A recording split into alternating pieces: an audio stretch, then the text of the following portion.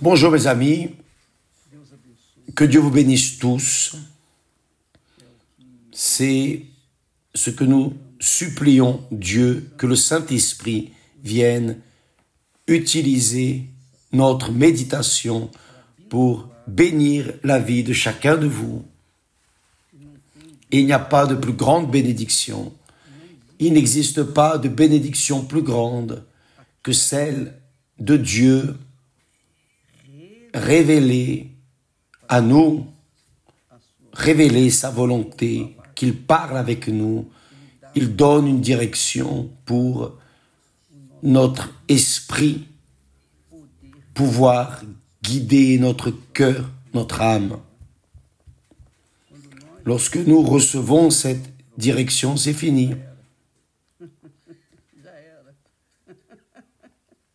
Parce que la parole de Dieu, c'est Dieu en nous. Vous vous rappelez quand Jésus a dit, « Si vous demeurez en moi et que mes paroles demeurent en vous, vous demanderez ce que vous voudrez et cela vous sera accordé. » Dieu est parole. Lorsque vous menez votre pensée aux pensées de Dieu, quand vous pensez les pensées de Dieu, alors vous vous retrouvez dans sa présence. Bien, c'est ce que nous voulons. Nous prions, nous demandons que le Saint-Esprit vienne illuminer les compréhensions pour que les personnes puissent être libres de leurs souffrances, de leurs doutes, leurs peurs, leurs doutes, leurs anxiétés, leurs préoccupations, leur misère, nervosisme, dépression, tout l'enfer. Que tout l'enfer de ce monde vient d'une parole de l'enfer. La parole que l'enfer utilise pour mener les personnes là, c'est le doute. Là où il y a le doute, il y a la peur, l'anxiété,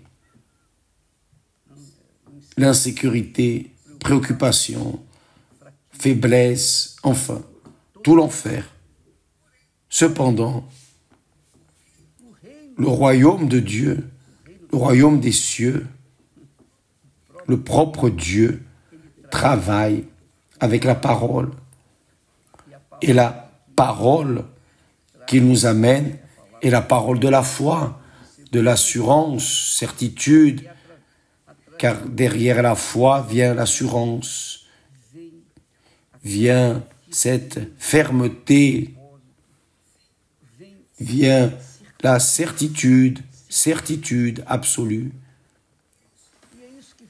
Et c'est ce qui manque chez les personnes, dans l'humanité. Donc les personnes ont peur parce qu'elles ont des doutes. Les personnes ont peur parce qu'elles ont des doutes. Et elles ont des doutes pourquoi? Parce que l'esprit du doute vient avec la peur. L'esprit du doute vient précisément de l'enfer, qui terrorise, qui menace, qui dit ceci, qui dit cela, et la personne a peur. Et là, avec la peur, elle reste faible. Dans sa faiblesse, alors, même un souffle, elle tombe. Donc, mes amis, apprenez cette leçon, parce que cela est d'une importance fondamentale pour votre survie, pour notre survie. Nous dépendons de la parole de Dieu, la parole de la foi, de certitude, d'assurance. Quand la personne ne prête pas attention à cette voix, la voix de Dieu, alors elle a peur, parce que la voix du mal, la voix du diable, amène le doute, y compris, d'ailleurs, Voyez, faites attention comment les choses se produisent. Hier, nous parlions de cette parole de Paul, ce qu'il dit, adressé par le Saint-Esprit. Il a dit, si c'est dans cette vie seulement, si notre foi, si c'est dans cette vie seulement que nous espérons en Christ,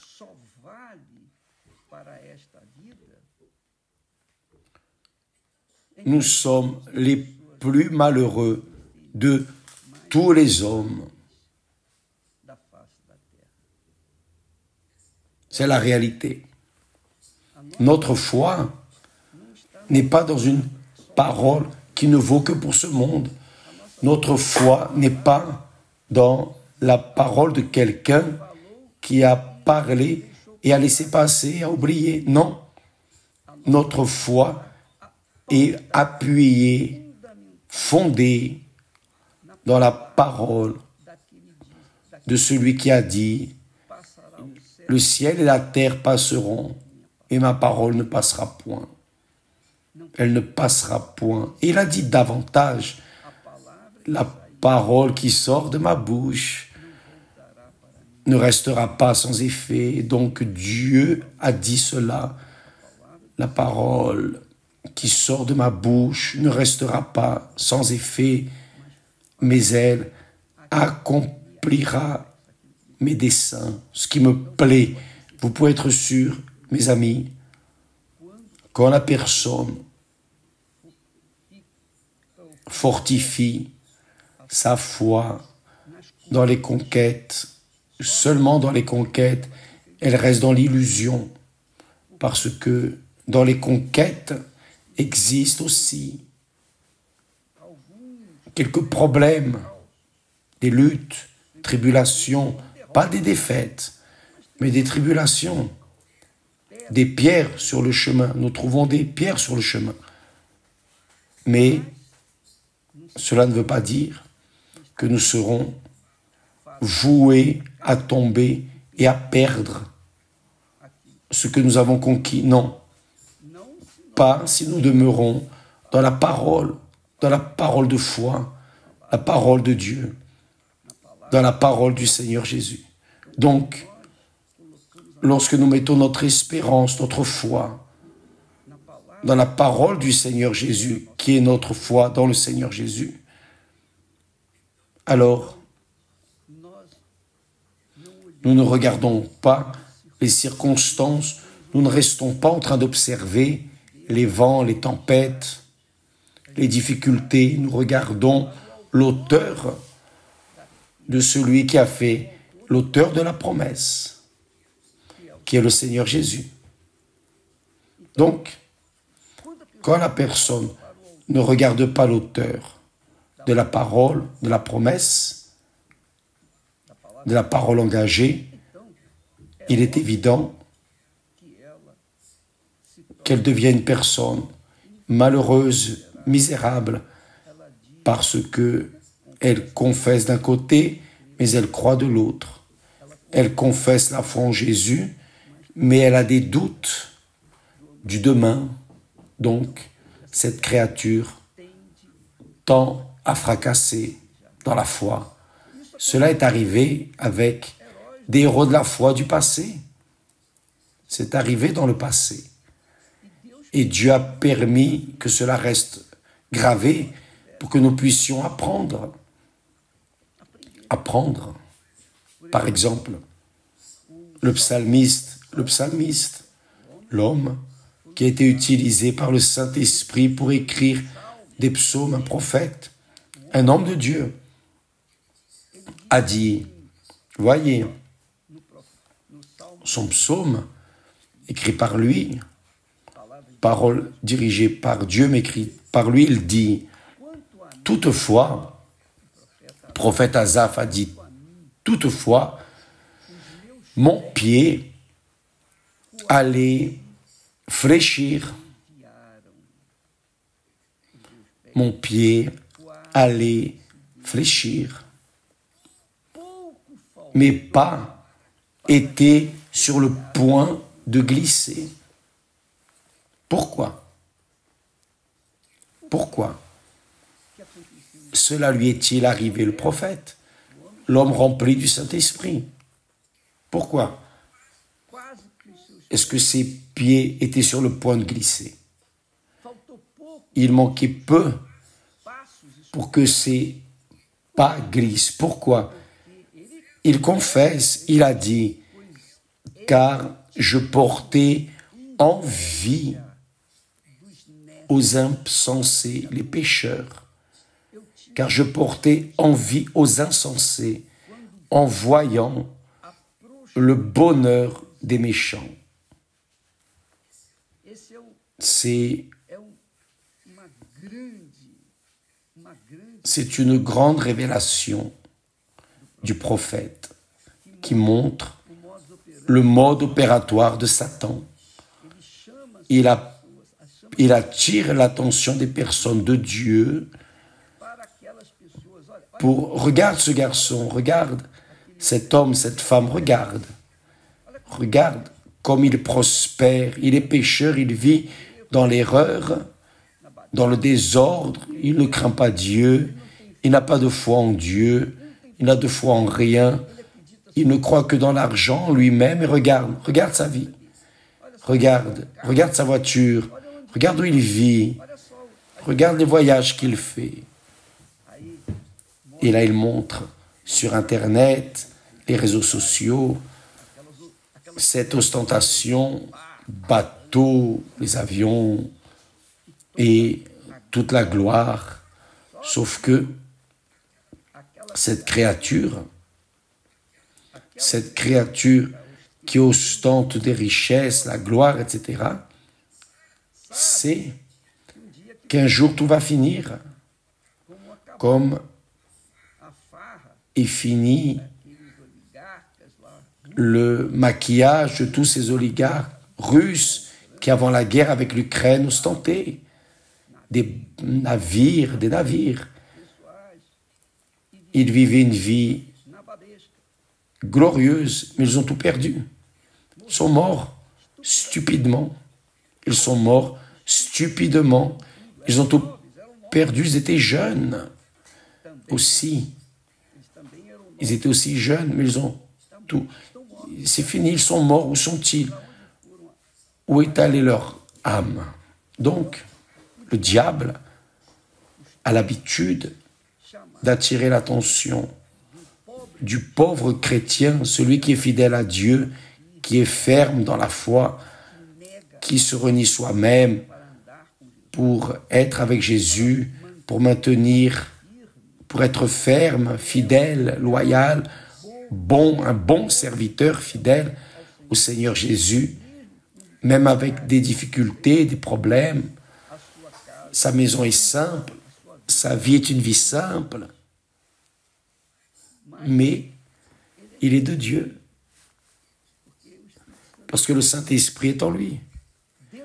En lui, il y a la paix, il y a la joie, bien que à l'extérieur, il peut arriver qu'il y ait la pauvreté de ne pas avoir tout ce qu'il voudrait avoir. Mais s'il est fidèle à Dieu, il reste ferme, indépendamment de ce qu'il a ou n'a pas dans ce monde. Parce que ses yeux et sa foi sont dans le Seigneur Jésus. Non dans les choses de ce monde, de cette vie. Donc, le prophète Asaph, qui était de Dieu, certainement, il devait avoir ses difficultés économiques, certainement qu'il devait avoir ses problèmes personnels. Il n'en parle pas ici, mais il a dit: mes pas étaient sur le point de glisser. Mon pied allait fléchir. Pourquoi? Car je portais envie aux insensés pécheurs, ceux qui ne craignent pas Dieu, lorsqu'ils voyaient leur prospérité, lorsqu'ils voyaient la richesse, ils ostentaient une richesse merveilleuse. Bien, mes chers amis, nous voyons là ce que Jésus relate de ce qui est arrivé là en Babylone. Lorsque Juda, le royaume de Juda était soumis à Nebuchadnezzar, il y avait le riche et le pauvre mendiant, misérable, malade, affamé, à la porte du riche, le riche qui ostentait des vêtements luxueux, mangeant le meilleur des mets de ce monde. Mais lorsque les deux sont morts, où est allé le pauvre et où est allé le riche? Le pauvre était pauvre, mais il était riche, car en lui, il conservait une foi dans le Dieu d'Abraham, son père de la foi. Le riche, bien qu'il était juif, n'avait pas la même foi. Ses yeux continuaient sur sa richesse, sa confiance était dans sa grandeur, sa vie luxueuse. Mais Jésus a dit que là en enfer, le riche s'est rappelé de ses frères, de ses 5 frères, qui étaient là en train de vivre une vie luxueuse, mais s'ils ne prenaient pas soin de leur âme, eux aussi souffriraient en enfer avec lui. Donc, mes amis, c'est vous qui décidez. Si vous croyez amen, si vous ne croyez pas, patience. Jésus est venu pour ceux qui croient en lui. Qui ne croient pas, il ne va rien faire. Il n'oblige personne à croire en lui. Il a fait sa part. Il a prêché, enseigné, semé la parole de vie. Qui a cru dans cette parole a été béni et béni. Qui n'a pas cru, patience, souffrira les conséquences. Donc nous sommes là, faisant la même chose, menant en personne la parole de la foi. Qui croit, amen, grâce à Dieu, qu'ils soient bénis, ils seront bénis, naturellement. Il n'a pas besoin de mériter, mais par la foi, dans la parole, dans la promesse de Dieu, ils seront bénis. Certainement, ils sont déjà bénis, parce qu'ils croient. Mais qui ne croient pas, patience. Dans le cas d'Asaph, le prophète, il confesse, mon pied allait fléchir. Mes pas étaient sur le point de glisser. Il a fallu d'un peu, Dieu a eu compassion de lui, parce qu'il était fidèle et loyal à Dieu. Donc, mes amis, évaluez votre vie. Ne restez pas en train de regarder les monts et fonds que le diable offre. Le diable offre puissance et que sa gloire. Le diable offre puissance et sa gloire. La gloire de la puissance. Nous en parlerons plus à ce sujet demain, en donnant continuité à ce message. Si notre espérance, si c'est dans cette vie seulement que nous espérons en Christ, nous sommes les plus malheureux de tous les hommes. Grâce à Dieu pour cette alerte, qui a des oreilles pour entendre ce que l'Esprit Saint dit. Que Dieu vous bénisse tous et à demain au nom du Seigneur Jésus. Amen.